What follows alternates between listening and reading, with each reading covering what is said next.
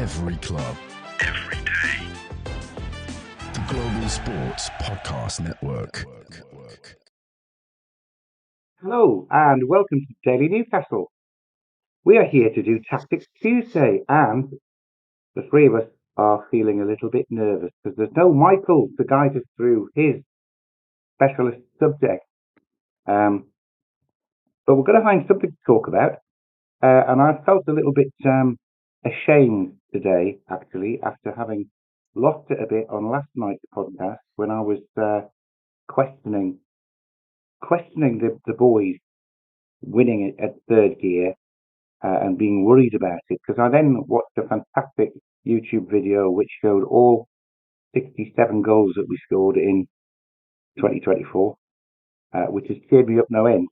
So I'm in a more positive mood. However, I would like to explore with somebody who was quite vocally against my opinion last night, Kevin, and Nicola, who I'm sure has listened to the podcast at 5 a.m. this morning and thought about nothing else all day, to see whether is it all right for Newcastle to win, play against third gear and not really going all out. Is that all right? Yeah. Kev's nodding. So I'm going to Yes. come to you, Nicola, first to ask you that question. Are you concerned at all when Newcastle managed to win, put away these teams, but the performance is not really everything that you were hoping it might be? I feel like my answer is just going to be really to the point on this one. Well, remember we've got half an hour to fill before you So give I'll me a try and two-word make it answer. last a whole Long a half an little hour. bit, Nicola. Sorry. I don't know if I have not really thought about it until you've obviously just asked it before we've started recording. So, am I the only one that's happy that we're getting the results?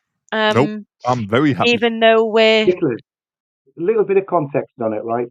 Where I'm coming from, I'm delighted we are getting the results, although we didn't get a result against Bournemouth. yep. But that aside, I'm accepting what you're telling me. That was just a blip. Mhm. But I watched Newcastle play super well in that pre-Christmas run when they dispatched Leicester and Ipswich, and then they had those three difficult away games where they were fantastic in all of them. Man United, Tottenham, Arsenal, in control all of the way through, I thought. But even when we chose to go 5-5-0 against Arsenal and let them have the ball and said, come on, try and score for the last half an hour, they never had a shot on target. So, yeah, it was squeaky bum time a little bit. However, I needn't have worried because we were such a defensive wall in front of us. Since then, I've been a little bit concerned. We went and watched them beat Wolves 3-0 and the result was fine. However, I saw Wolves carve out a lot of chances which better forwards or more confident forwards would have taken and made that a much closer game. We then saw what a confident team can do playing that sort of Newcastle when Bournemouth absolutely destroyed us. Now, I think there was a little bit of that. I know we started really well against Southampton and then they scored, but we seemed to revert back to that sort of panicky, have you met the rest of the team for 10 or 15 minutes before we got the penalty. Then it was fine. It was fine for an hour, but we eased right off again, trying to control it. And I'm not sure we were in complete control. We scored the offside goal. Dubravka made 2 or 3 very good saves. And if we're in control, teams are not going to have shots on target. But I think we're giving them up when we're only 1 or 2 goals ahead.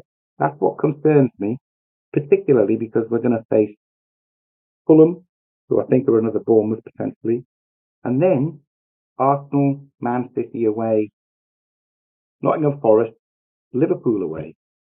I want to pick the points up that I know we can pick up in those games because I want us still to be in the top 4 after we've played all of those difficult games.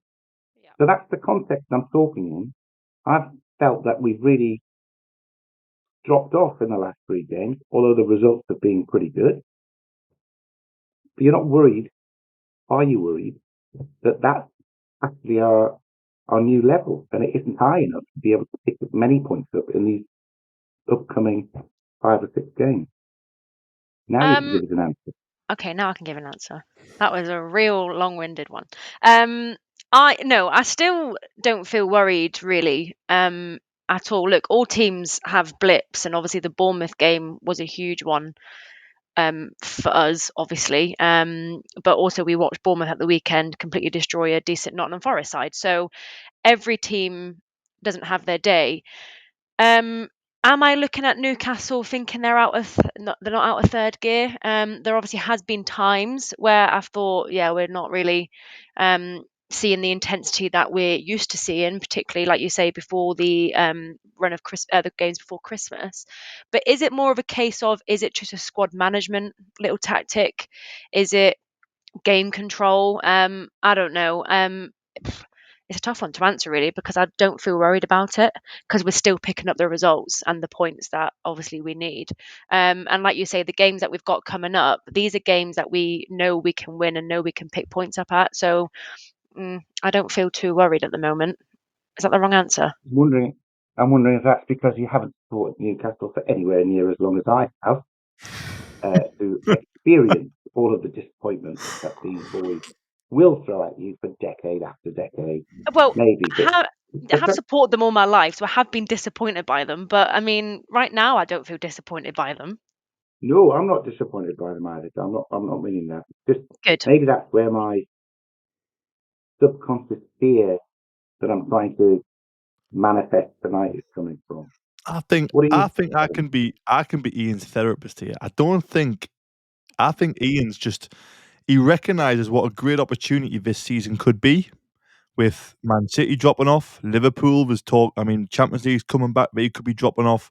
I think Iain also recognises the opportunity of our squad. So we have Tino Livramento, Lewis Hall, England's fullbacks. We have a midfield three, which is arguably the best in the Premier League, and we have arguably the hottest striker in Europe. So I think Iain's looking at the opportunity Newcastle United have this year, and this is why on yesterday's episode I didn't get too kind of defensive, because I agree with Iain. This season could be an unbelievable opportunity if we can just keep them standards, keep the high intensity, and just blow teams out the water, the ones we expect to. We could really send a message to the rest of the Premier League and be like, look, we're here, don't count us out. So I think that's where Iain's coming from. Personally, my side of the not an argument, but my side of kind of what we're talking about in terms of not getting out of third gear is, I think we won an unbelievable run. It was it 9 or 10 games won? I think it was 9 won in a row, wasn't it? Yeah. And I think something's got to give when you go on that run of form. And rightly, like Iain mentioned, some of the teams, Tottenham away, Man United away, don't get me wrong, they're not the teams they were last season or in previous Premier League seasons, but it's still very hard places to go. Old Trafford still, come on, it's iconic. As much as we like to give Man United a bit of grief, they are one of the biggest clubs in world football. So I think someone's got to give when you are putting in a run like that, and you are putting a run together like that, and you are putting in the performances we were putting in. Something's got to give, and I think tiredness will set in, fatigue will set in. We are playing at a ridiculous high intensity. So I think when players do look at games like Southampton and they maybe go 3-1 up, they might think, no chance of we scoring two. Let's just conserve our energy. We've got Fulham at home, but probably know it's going to be a tough game. We've then got a semi-final of the Cup. So I think the players are being quite sensible. I think Nic was close as well. I've listened and I've took everything in. I'm trying to put everything together for the listeners. Nic was close as well about squad management. Joe Linton played against Bromley because we didn't really have another centre midfielder to come in and start, because obviously we don't really have six. We have five. So again, it's a case of we have to try and manage a squad. Joe Linton played against Bromley, played the game. He's played every game, I think, Joe Linton. He hasn't missed many or any. Fabian Schär's only missed a couple recently, obviously, apart from his suspension at the start of the season due to illness. Trippier's missed through illness and injury. So I think we do have to manage. And I think if we are 3-1 up against Southampton, I think Iain's absolutely right. We could put the foot on the gas and go kill them 4-5-6-1, like some, of Eddie Howe's teams have in the past. But we've got a huge semi-final coming up. Let's conserve energy. We know Southampton aren't going to hurt us. And if they do, as long as there's enough time left, we can probably put our foot on the gas and pull away again. And I think that's why Howe sometimes leaves it till about the 85th minute to go that 5-5-0 formation, or to bring Isak off, because he knows in them 5 minutes the game's done and we can just completely rest them. So I think it's a little bit of squad management. I think something's got to give from a massive, a momentous, is that right? A momentous that's effort right. put together to get a record equaling or club record equaling wins in a row. Something's got to give physically and fatigue and mentally. So I think that's playing a little part in these games against Southampton and Wolves. And I also think Iain just recognises this massive opportunity we have this season with Man City not being on it. So many clubs not being on it, only really Liverpool. So yeah, I think that's where we're all coming from, but I'm not overly concerned. I think it's a sign of a really good team when you can identify that you are in front and that you have enough in the bank where you can get yourself out of trouble if you do get into it. Granted, you never want to be in a position where you're 3-1 up and you've come back to 3-3, but yeah, I think we're trying to be a little bit clever and manage the legs, the minutes, and the intensity they're playing at. Well, I think I said I'm a much more positive than I felt last night. That was just the sheer panic coming out. I think because we all have them, Iain. Iain, you might be right. We could lose to Fulham on Saturday, and you might be absolutely bang on. I'm not. Fulham's a tough game. Some very good players, but again, I think Eddie Howe will have them ready for that. He will have them start well, and if they don't, I think you'll have no problem making changes. 100%. Well, what Agreed. you said about putting teams to the sword, I've watched those highlights back against Southampton, and I know we won 3-1 and then coasted. So I said, we hit the post twice. We had a fantastic 1-2 that Isaac played with Bruno, little back heel. Oh, yeah. That unfortunately was right over the keeper's head, so he got his hands up for it. So, I mean, we carved out a load of chances. We could easily have had 5 or 6, even 100%. though I felt we switched off a little bit towards the end. So, I think we might have identified an issue, which we'll talk about in part 2, which is, can we keep each starting lineup fresh by rotating, or does Eddie actually only have a first 11 and people on the bench sort of come on when someone's exhausted or injured? First, I'm going to ask Nicola to give us the Zencastr advert, if you don't mind. Give us a taste of the Pringle tingle. Oh, I like that. Lovely. Here at the Global Sports Podcast Network, we spent a lot of time selecting our delivery platform. Zencastr came out the clear winner. With 4K video recording from your phone and AI editing that automatically removes all those ums and ahs, it is super easy to start a podcast that sounds great and is delivered efficiently. If you're ready to tell your story, check out the link in the show description to learn more about Zencastr. There you go. Thank you very much, Nicola. No problem. So yeah, maybe we can keep things fresh by doing what not what Arteta does, but certainly what Pep does, in that there's always 2 or 3 changes and he rotates the squad. Have we got the players where we could do that? Or do we want to do that? That's possibly under strain because Harvey Barnes is injured, Callum Wilson is injured, Nick Pope's been injured. Now we've sold Almiron as well. Are we spreading ourselves a little bit thin to be able to do that? Kev, there's lots of questions to address there. Start addressing. I think we would love to see Eddie rotate more, but I completely understand why he doesn't. And the example I'm going to use to hopefully try and explain it is that midfield 3. Now, I know we're not as strong as that in all positions, but we've obviously got Tonali, Bruno and Joe Linton, who, when they are on it, I can't think of many midfielders, and I'm going to get loads of stick for this, but I'm going to say it anyway. I can't think of many midfielders in the world that would take in when they are all on it and working together and interlinking. So if there's not many in the world, I can't expect Longstaff, Miley and Willock to come in and be as effective. Now, I know the different type of players, and that would require maybe a slightly different style or a tweak in tactics or something like that. But I feel like the way we play with the high pressing, the understanding you need with your partner in midfield or your partner at centre-half, or the opposite fullback, if you're Tino and Lewis Hall, you need to understand when you're going to go, when you're not going to go, when to drop. There's times we've seen Tonali pretty much be like a centre-half this season because one of us, the 2 fullbacks have gone and the centre-half's gone, and there's literally Burn and Tonali left at the back, and I'm thinking, whoa, this takes a lot of understanding and trust in your teammates. So I feel like if you then start making lots of changes with players who aren't at the level of the first 11, then you are going to struggle to kind of play that way. I think it's a little bit easier if you play Man City style. So tiki-taka, keep a hold of the ball. You can bring a lot of technically good footballers into that, keep a hold of the ball and find the right time to go forward. But high pressing teams, I feel like it's such a split second. It just takes one person to be off the press or to be half a second behind on the press, and then all of a sudden our press is being beat and we're in trouble. So I think the style we play doesn't help in terms of being able to rotate. And I also think the drop off of quality from our first team is just nowhere near what we want it to be. Even our centre halves, like Botman, Burn, and Shaw. Shaw is integral, I think, to the way we attack, to the way we build up. His passing range, his passing ability, his ability to get the ball in between lines of the pitch.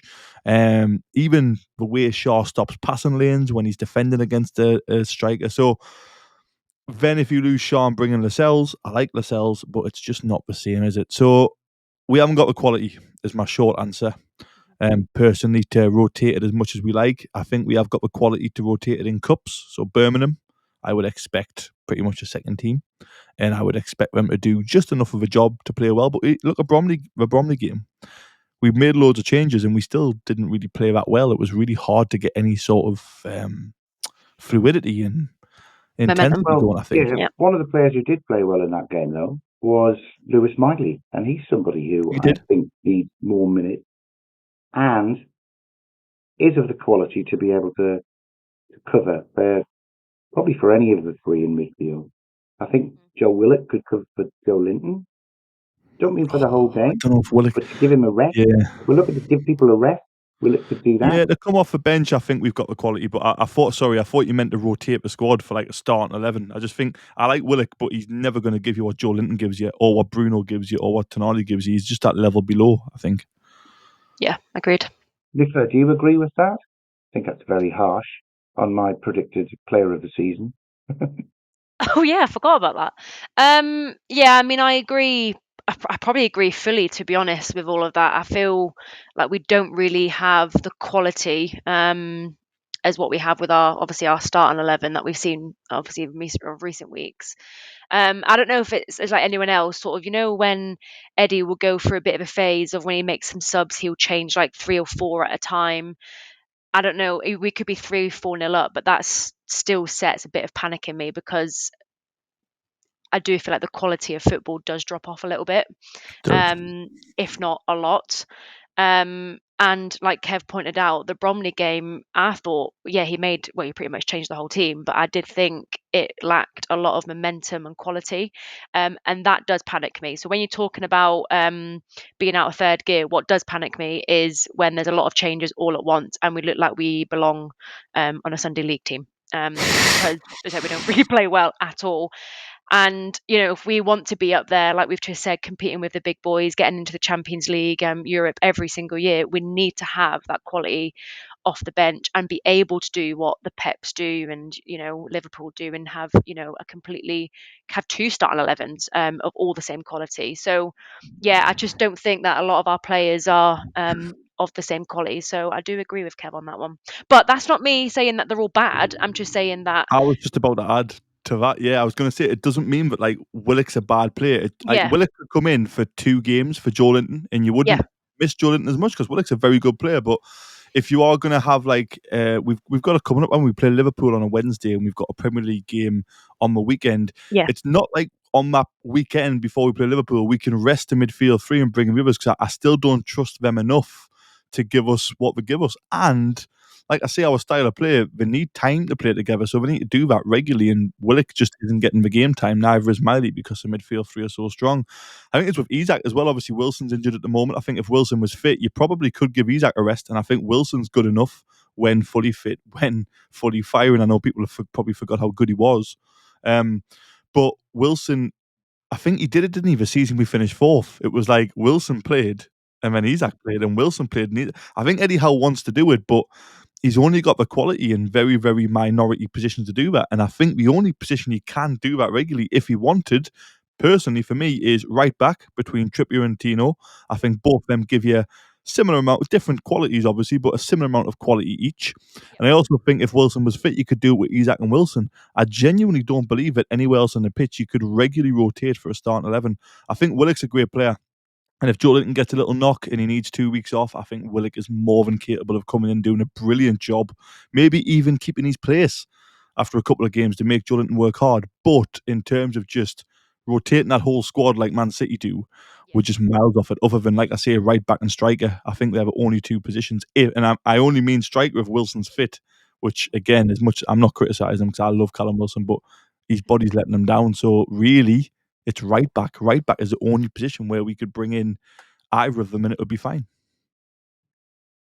Kev, I'm going to ask you straight away to do the ESPN advert, because on this last part, when we come up in part 3, I'm going to make 1 or 2 observations and give you some players who I think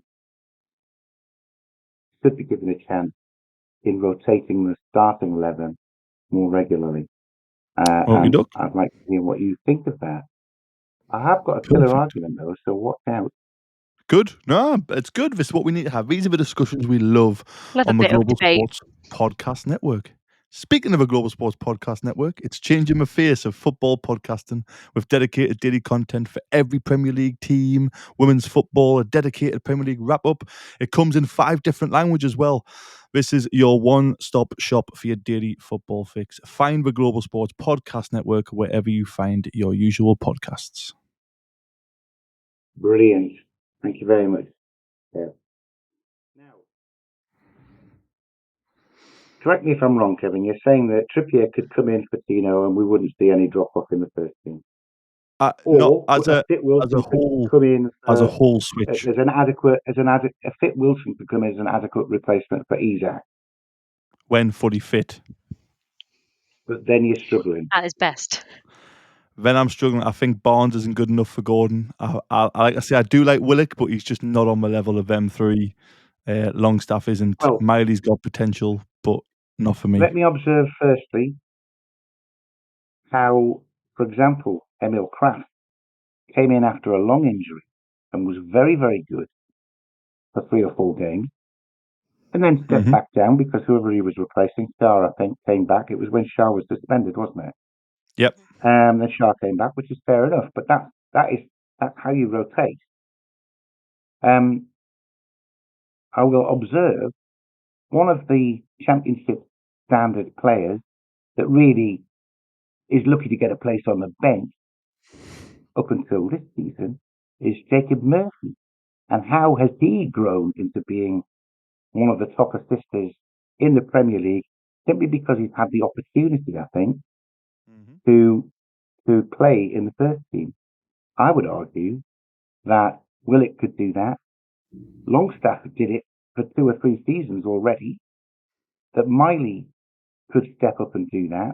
And I'm not saying wholesale change the game, but you could give one of the 3 midfielders starting on the bench and bring one of those guys in, which I think over the course of 5 games means they'll all get a bad game off, which could be really important.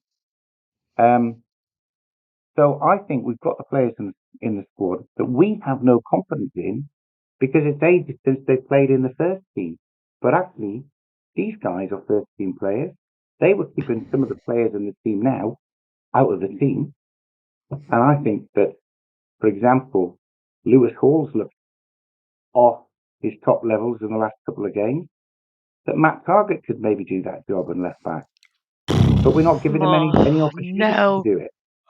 I'm not saying change the back 4. I'm saying have Lewis Hall on the bench if you need him. Give him a day off and have Matt Targett playing at left back.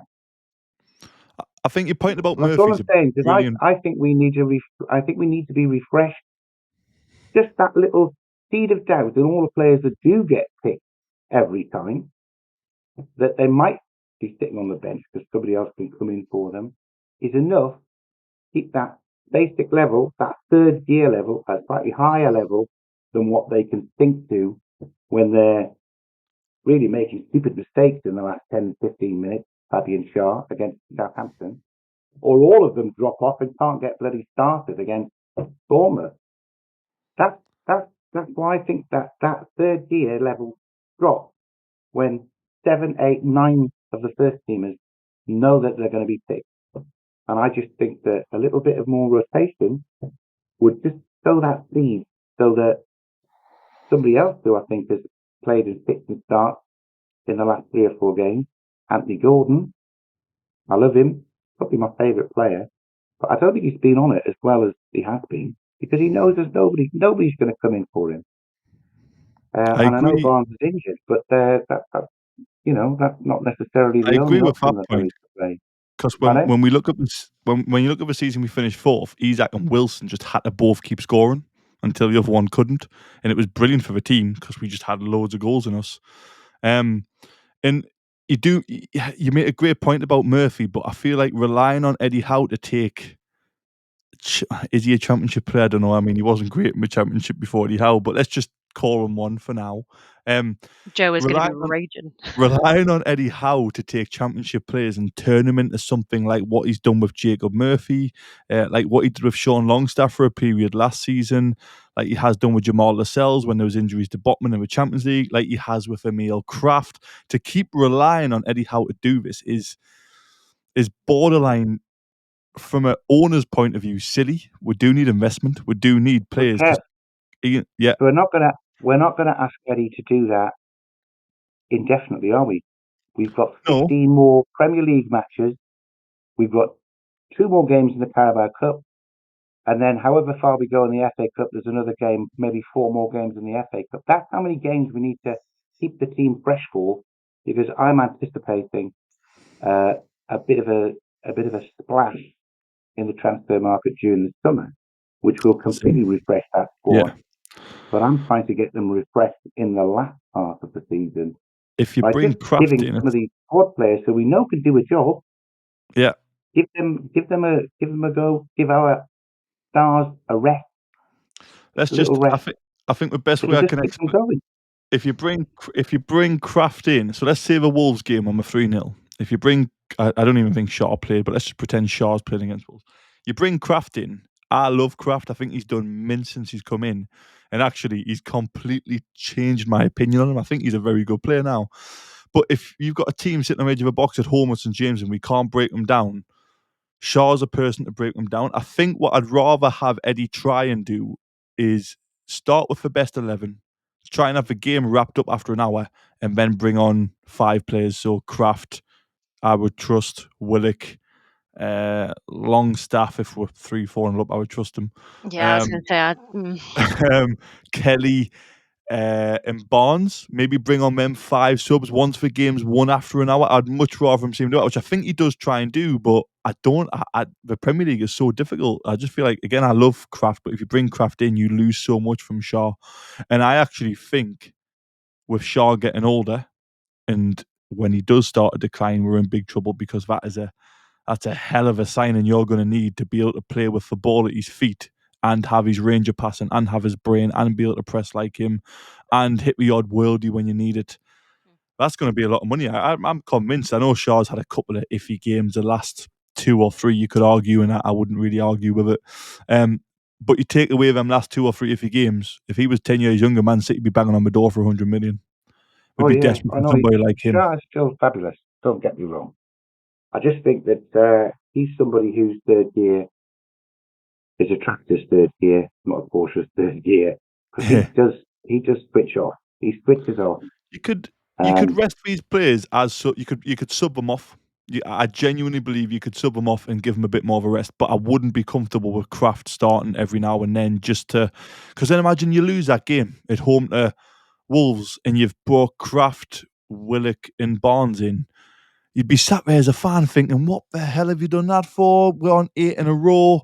Just keep playing the winning players. What are you doing?" So I don't know. I think Howe can't win. I well, think he just has to go back to the drawing board I and just I don't know if I would bring those 3 in together, but the other alternative, of course, to give them a rest, which I know teams do. You saw Cunha come on at half time for Wolves. Saw that Bournemouth, even with all of their injuries, always keep somebody on the bench to come on to spark things up in the second half. I don't know who. I can't remember who it was who came on against us. But they don't have all of their first team out to start with. There's always someone on the bench that they can bring on, better players. So maybe you could have Star sitting on the bench to come on for crap at half time. I don't know. I'm just looking for ways. It didn't really I'm work. conscious that we've only got a thin squad. We've got a first team, and then we've got a load of subs that come on and don't get much game time. So they're probably not match fit anymore. I think Ian's convinced us, actually. I think he's convinced us that's a brilliant idea. You know, our left wing, if Barnes is fit, you could start with Barnes and then imagine a fresh Anthony Gordon coming on for the last half an hour to run against a tired fullback. That's a great idea. That could definitely work. But there's a reason why these players aren't getting on. Good point. So just to take it out of context a little bit, we're not in training every day. We don't see what Eddie sees. There is a reason why these players don't get on. So there's a reason why Anthony Gordon starts ahead of Barnes every single game. There's a reason why. Well, obviously there's a reason why Isak starts ahead of everyone else of the game because he's the only option we've got. Yeah. But there's a reason why Shaw. Yeah, there's a reason why Shaw and Botman, or Botman and Byrne, or whoever he decides, start before Kraft and everyone else. There's a reason for that. And if you ask, I know I'm just going to put my 2 pence in and then I'll shut up for the rest of the pod. But no, keep if going. you were to ask my opinion on players that you've mentioned, like Sean Longstaff, and I'm just going to say Sean Longstaff at the minute. Poor Sean, yeah. But the last game he played for us, and I can't off the top of my head think which one it was, he was absolutely. That's it. Bromley. Yeah, he was. He was off it, yeah. And that's against a Bromley side, and now we're sitting here saying. And I'm not. It's not nothing against Miley, but Longstaff is a 26-year-old should be saying, "I'll show you, Miley. I'll show you why I'm ahead of you." But you're right.